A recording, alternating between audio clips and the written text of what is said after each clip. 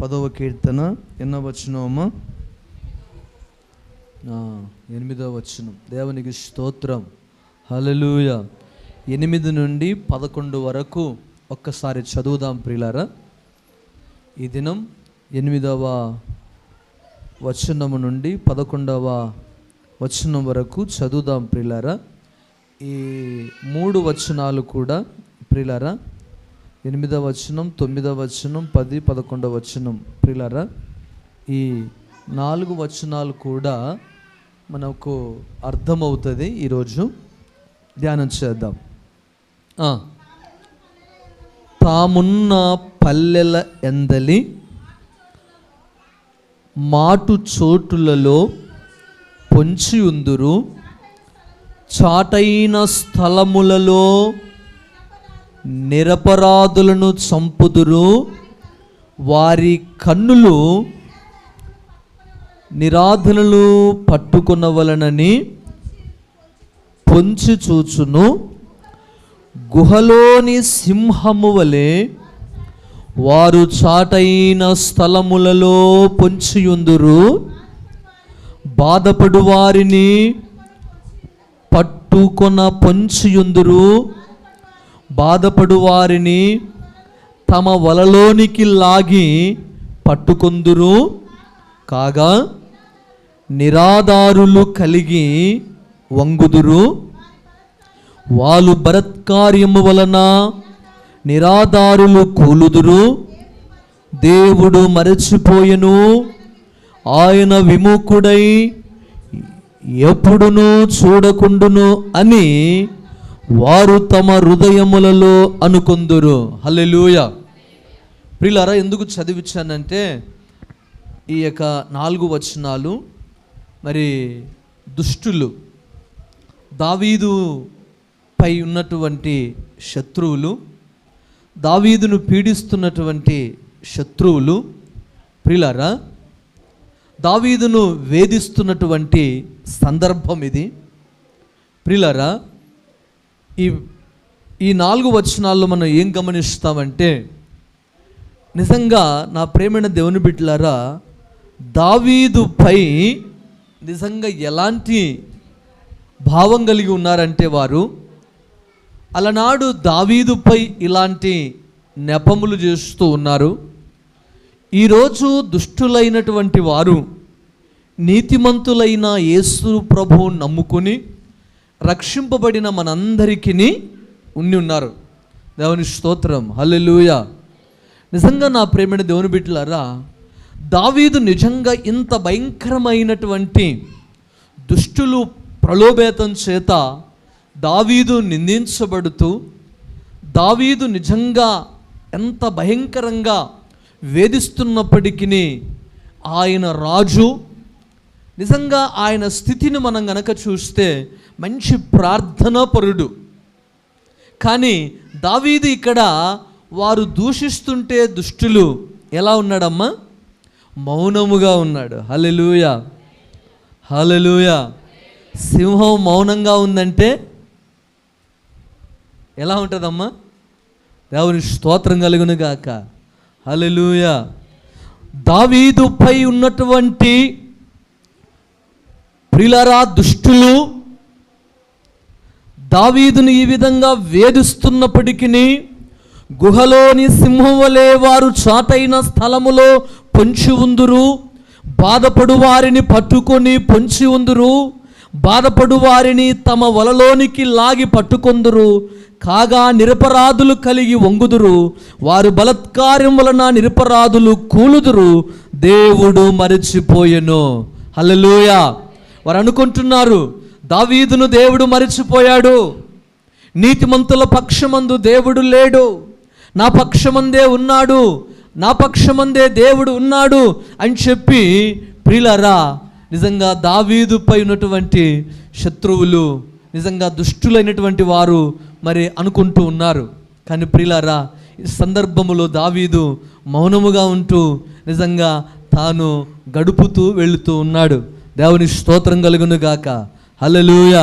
ప్రియులారా, మౌనముగా ఉన్నాడంటే దావీదు ఓడిపోయినట్టు కాదు. అర్థమైందమ్మా? మౌనముగా ఉన్నాడంటే దావీదు దుష్టులైన వారు అంటున్నప్పుడు, దుష్టులైన వారు దూషించుతూ చాటైన స్థలములలో వారు సింహ గుహలో నుండి వారు గర్జించుతూ ఉన్నప్పుడు, ప్రియులారా, దావీదు మౌనముగా ఉన్నాడంటే దావీదు ఓడిపోయినట్టు కాదు. ఈ 9వ అధ్యాయములో చూసాం విజయవంతమైన కీర్తన అని. ప్రియులారా, ఈ 10వ కీర్తనలో 3 భాగాలు చెప్పాం మనం. మొదటి వచనం ఒక భాగం, ప్రియులారా 2 నుండి 14 వరకు ఒక భాగం, 14 నుంచి చివరి వరకు మరి 18 వరకు ఒక భాగం అని చెప్పాం. నిజంగా ప్రియులారా, ఈ 10వ కీర్తన 3 భాగాలలో ప్రియులారా, ఈ 2వ భాగాన్ని మనం ధ్యానిస్తూ ఉన్నప్పుడు ఈ భక్తుడైనటువంటి దావీదు, ఇశ్రాయేలుకు రాజైనటువంటి మరి దావీదు, నిజంగా ప్రియులారా ఆయన మనం చూస్తాం సౌలు వేల కొలది, దావీదు 10,000 కొలది స్తుతులు పొగిడినప్పుడు, దావీదు రాజ్యము వేవేల కొలది నాట్యమాడుతూ దేవుని గణపరుస్తూ ఉన్నప్పుడు, ప్రియులారా దేవుని మహిమనే దిగి వచ్చింది. దావీదు గొర్రెలు కాస్తూ ఉంటే సింహాన్నే చీల్చాడు. అలాంటి దావీదు మనుషులు అంటుంటే, ప్రియులారా దుష్ట శోభాంగలిన వారు అంటుంటే దావీదు మౌనముగా ఉన్నాడు. దేవునికి స్తోత్రం కలుగును గాక. హల్లెలూయా.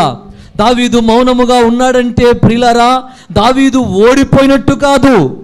నిజంగా నా ప్రేమని దేవుని బిడ్డలారా, అట్ ద సేమ్ టైం మనం ఆరాధిస్తున్న దేవుడు ప్రభువు అయిన యేసుక్రీస్తు వారు కూడా పాపిష్టుల చేతికి అప్పగింపబడి, ప్రియులారా కొరడా దెబ్బలు కొడుతూ, బల్లెపోట్లు పొడుస్తూ, తనపై ఉమ్ము వేస్తూ, తనను నిందిస్తూ, దూషిస్తూ, పిడుగుద్దులు గుద్దుతూ ఉంటే ప్రభువారు మౌనముగా ఉన్నాడు. ఓడిపోయాడు ఆయన. మరణము ఆయనను బంధించలేదు. హల్లెలూయా. నిజంగా ప్రియులారా, దేవుని వాక్యం చెప్తున్న మాట ఏంటంటే ప్రభు అయిన యేసుక్రీస్తు వారు కూడా ఇదే పరిస్థితి. పాపిష్టుల చేతికి అప్పగింపబడ్డాడు. దుష్టులైన వారు నిజంగా ప్రియులారా ప్రభువును బాధించారు. రోమా గవర్నమెంట్ వారు ప్రభువును సిలువ వేయించారు. కానీ యేసు ప్రభు వారు చాతవానివాడు కాదు. నిజంగా ప్రియులారా, ఆ సిలువలో ఉన్న దొంగ అంటాడు, నిన్ను నీవే రక్షించుకోలేని నీవు ఈ లోకాన్ని ఎలా రక్షిస్తావు?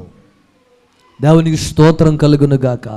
ప్రియ దేవుని బిడ్డలారా, ఈరోజు నిన్ను ఆ విధంగా నిందించవచ్చు. భయపడకు, జడియకు, మౌనంగుండు, ప్రార్థన చేయి.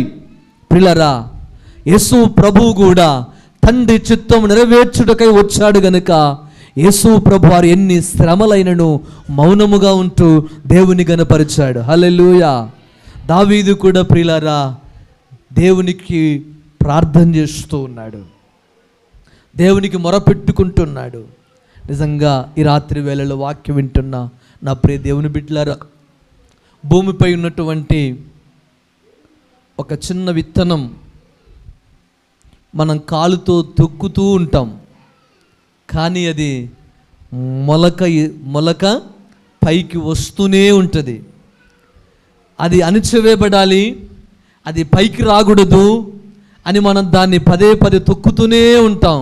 కానీ ప్రియులారా, ఆ మొలకను ప్రియులారా తొక్కే కొలది అది నలుగుతూ, ప్రియులారా తన యొక్క లేతాకులు రంధ్రాలు పడి భయంకరంగా ఆ యొక్క విత్తనం భూమిలో పడి మొలక ఎత్తి, ప్రియులారా ఆ ఎత్తినటువంటి లేతాకులు పై కాలుతో త్రొక్కుతున్నప్పటికీ అది లేస్తూ ఒక పెద్ద మొక్కైన తర్వాత కూడా దాన్ని త్రొక్కాలని ప్రయత్నం చేస్తే ఏమవుతుందమ్మా?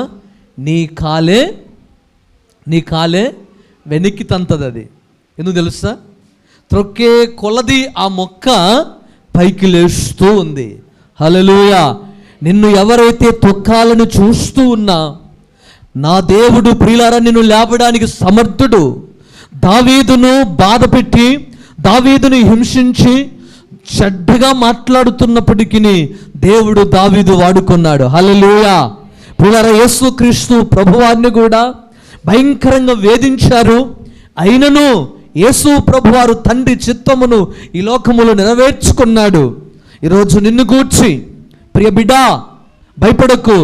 నిన్ను గూర్చి ఎవరు నిందించినా, ఎవరు అపహసించినా, ఎవరు చాటైన స్థలములో సింహము గుహలో నుండి నిన్ను చూచి నిందించాలని నువ్వు వెళ్తున్నప్పుడు, నువ్వు వస్తున్నప్పుడు, ప్రియులరా నిన్ను గూర్చి అపహసిస్తున్నప్పుడు భయపడకు, ప్రార్థన చేయి.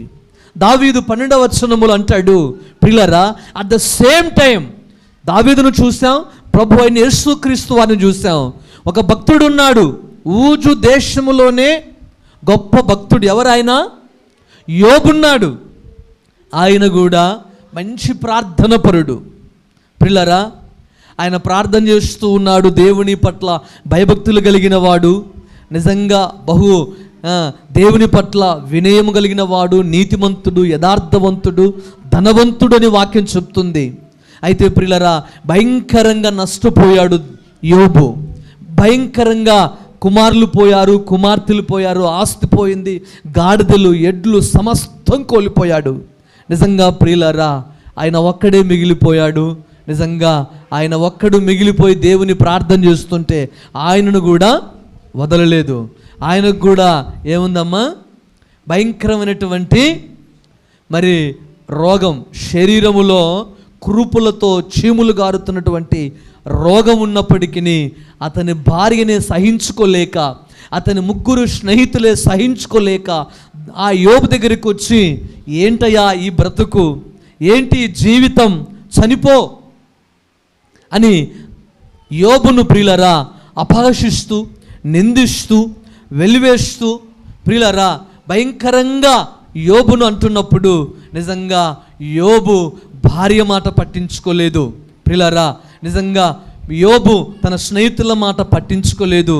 ఫలానా యోబా ఆయన జీవితం అలాగైపోయిందా అని ఆ దేశములో ఉన్న వారందరూ కూడా ప్రియులరా యోబును అవమానిస్తూ ఉన్నారు, యోబును నిందిస్తూ ఉన్నారు. ప్రియ సహోదరి సహోదరుడా, ఈ రాత్రి వేళలో నిన్ను కూడా యోబును నిందించినట్లుగా, ప్రభు అయిన యేసుక్రీస్తు వారిని నిందించినట్లుగా, దావీదును నిజంగా ప్రియులారా శత్రువులు బాధించినట్లుగా నిన్ను బాధించినట్లయితే నువ్వు మౌనముగా ఉండుట ప్రియులారా దేవునికి మహిమ. హల్లెలూయా, హల్లెలూయా. కాబట్టి ప్రియులారా ఇక్కడ దావీదు అంటాడు, 12వ వచనం చదివితే దావీదు అంటాడు, యెహోవా లెమ్ము, దేవా బాధపడు వారిని మరువక నీ చెయ్యి ఎత్తుము. హల్లెలూయా. దావీదు ప్రార్థన చేస్తూ ఉన్నాడు ప్రియులారా. వారు ఎంత బాధ పెట్టినా, వారు ఎన్ని చేసినా దావీదుకు చీమ కుట్టినట్టు కూడా లేదు. విన్నాడు, చూశాడు, సరే మీ పని మీదే అని చెప్పి దావీదు దేవుడి దగ్గరికి వచ్చి అంటాడు 12వ వచనములో, యెహోవా లెమ్ము, దేవా బాధపడు వారిని మరువక నీ చెయ్యి ఎత్తుము. నిజంగా ప్రియులారా దావీదు ప్రార్థన చేస్తున్నాడు, దేవా లెమ్ము, ఇదిగో నాపై ఈ విధంగా వారు ప్రయత్నిస్తూ ఉన్నారు, వారు ఈ విధంగా నిన్ను నిందిస్తున్నారు ప్రభువా, లెమ్ము, వారు బాధపరచబడు వారిని నీ చెయ్యి ఎత్తుము అంటాడు. 13వ వచనములు అంటాడు, దుష్టులు దేవుణ్ణి తృణీకరించుట ఎలా, నీవు విచారణ చేయవని వారు తమ హృదయములలో అనుకొనుట ఎలా. దావీదు ప్రార్థన చేస్తూ దేవుడు అడుగుతూ ఉన్నాడు, దేవా లెమ్ము, బాధపరచబడు వారిపై నీ చెయ్యి ఎత్తు అని దావీదు ప్రార్థన చేస్తూ 13వ వచనములు అంటాడు, దుష్టులు దేవుణ్ణి తృణీకరించుట ఎలా. దేవా దుష్టులు, ఎన్నిక లేని వారు, అర్హత లేని వారు, ప్రభువా ఇదిగో నిన్ను వారు దూషిస్తున్నారే, ఏంటి ప్రభువా, అది ఏంటి అని దావీదు ప్రార్థన చేస్తూ దేవుని సన్నిధిలో గోజాడుతూ ఉన్నాడు. ఈరోజు ప్రియులారా నిన్ను ఎవరు బాధ పెట్టినా, ఎవరు నిన్ను అవమానించినా, ఎవరు నిన్ను గాయపరిచినా వారులకు నీవు గాయపరచొద్దు, వారిని నీవు గాయపరచొద్దు. ఏం చేయాలి? దావీదు ప్రార్థన చేస్తూ ఉన్నాడు. ప్రార్థన చేయి. దేవుడు వారికే మంచి మనస్సు ఇచ్చులాగున, దేవుడు వారికి రక్షణ కలగ చేయలాగున, దేవుడు వారికి మంచి మనస్సు ఇచ్చులాగున. ఇక్కడ దావీదు ప్రార్థన చేస్తూ ఉంటే మనకి ఏమర్థమవుతుందంటే ప్రియులారా, నిజంగా మన పిల్లలు మనకు చెప్తూ ఉంటే పట్టించుకోం. పోరా పిల్లలు పోట్లాడుకొని ఒకటవుతారు అంటుంటాం. ఇంకా చెప్పినంతసేపు చెప్పి వారికి విసుకొచ్చిపోయి, ఏం డాడీ నిన్నే అంటే ఊరుకుంటావా అంటే డాడీకి రోషం రావడానికి. ఇక్కడ దావీదు కూడా దేవునికి రోషం పుట్టించేటట్టుగా, దేవుడు త్వరగా న్యాయము తీర్చులాగున, దేవుడు తన ప్రార్థనకు ఉత్తరం ఇచ్చులాగున, దేవుడు దుష్టులైన వారికి న్యాయము తీర్చులాగున, దావీదు పక్షమందు దేవుడు నిలుచులాగున దావీదు రోషము కలిగి ప్రియులారా ప్రార్థన చేస్తుంటాడు. దుష్టులు దేవుణ్ణి తృణీకరించుట ఎలా? దేవా, దుష్టులైన వారు దేవుణ్ణి తృణీకరిస్తూ ఉన్నారు, దూషిస్తున్నారు. ఎలా ప్రభు అని అక్కడ క్వశ్చన్ మార్క్ ఉంది. అక్కడ అంటాడు, నీవు విచారణ చేయవని వారు తమ హృదయములలో. చూడు దేవా, నువ్వు విచారణ చెయ్యవు. ఇదిగో అన్న ప్రతి మాట మన పిల్లలు కూడా అంటారు, ఏం డాడీ పట్టించుకో, వాడు నన్ను అన్నాడు ఇదన్నాడు, నువ్వు పటక్కనొచ్చి 2 ఏట్లు వేస్తావు, విచారించవా? అవునా కదమ్మా? దావీదు అదే అంటున్నాడు, దేవా దుష్టులు అనుకుంటున్నారు మేము అన్న ప్రతి మాట మీ దేవుడు విచారించడు అని దుష్టులు అనుకుంటున్నారు ప్రభు అని దావీదు ప్రార్థన చేస్తూ ఉన్నాడు. దేవునికి స్తోత్రం కలుగును గాక. ప్రియులారా, ప్రతిది కూడా దేవుడు విచారణ చేస్తాడు, ప్రతిది కూడా విచారణ చేస్తాడు ప్రభు. ప్రతి దినం, ప్రతి సమయం, ప్రతి గడిగా ఆయన మనల్ని విచారిస్తూ ఉన్నాడు. ఎవరు ఏ విధంగా నడుచుకుంటున్నారు, ఎవరు ఏ విధంగా ప్రవర్తిస్తున్నారు, ఎవరు ఏ విధంగా ప్రార్థన చేస్తూ ఉన్నారు, ఎవరు ఏంటి అని ప్రతి దినం ప్రియులారా ఆయన చుట్టపు గ్రంథములో ఆయన రాస్తూనే ఉన్నాడు. ప్రియులారా, సమయం వచ్చినప్పుడు ఆయన దాన్ని తెరుస్తాడు. హల్లెలూయా. ప్రతిది కూడా ఆయనకు మనము లెక్క చెప్పాలి. ఉదాహరణకు 1,00,000 రూపాయలు మీకు ఇచ్చాను అనుకో, నాకు మరలా మీరు లెక్క చెప్పాలని చెప్పాను అనుకో, ప్రతి రూపాయి కూడా మీరు ఏం చేస్తారమ్మా? రాసుకుంటారు. అయ్యా పలాందానికి రూపాయి ఖర్చు పెట్టాం, పలాందానికి 2 రూపాయలు ఖర్చు పెట్టామని. దేవుడు కూడా ఈ భూమి మీద ప్రియులారా మనల్ని వెలపెట్టి క్రయధనమును కార్చుకున్నాడు కాబట్టి ప్రతిది కూడా ఆయన లెక్క అడుగుతాడు. కాబట్టి నా ప్రియులారా, దావీదు ఇక్కడ ప్రార్థన చేస్తూ ఉన్నాడు. చివరిగా 14వ వచనం చదువుదాం ప్రియులారా. దేవా నీవు దీనిని చూచి ఉన్నావు కదా, దేవా వారికి ప్రతీకారము చేయుటకై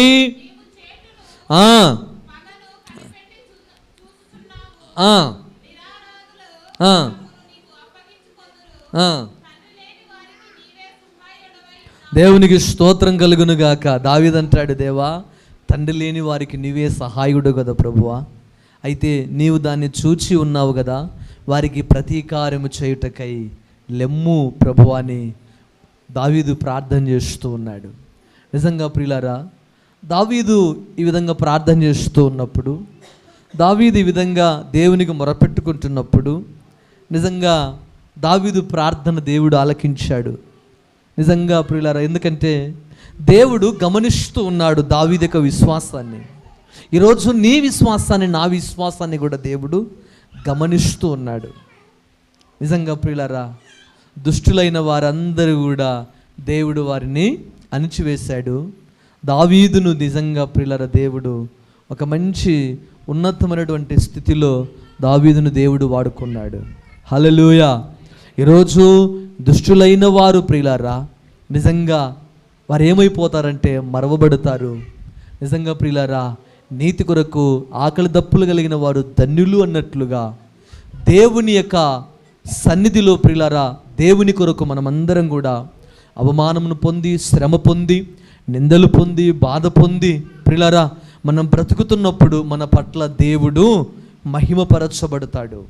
మన పిల్లలే మన ముందే కష్టాలు, నష్టాలు, అవమానాలు, నిందలు పాలవుతుంటే తల్లిదండ్రులమైన మనం ఏం చేస్తామమ్మా? భయంకరమైన బాధ ఉంటుంది. అయ్యో నా పిల్లలు ఇలా బాధపడుతున్నారని.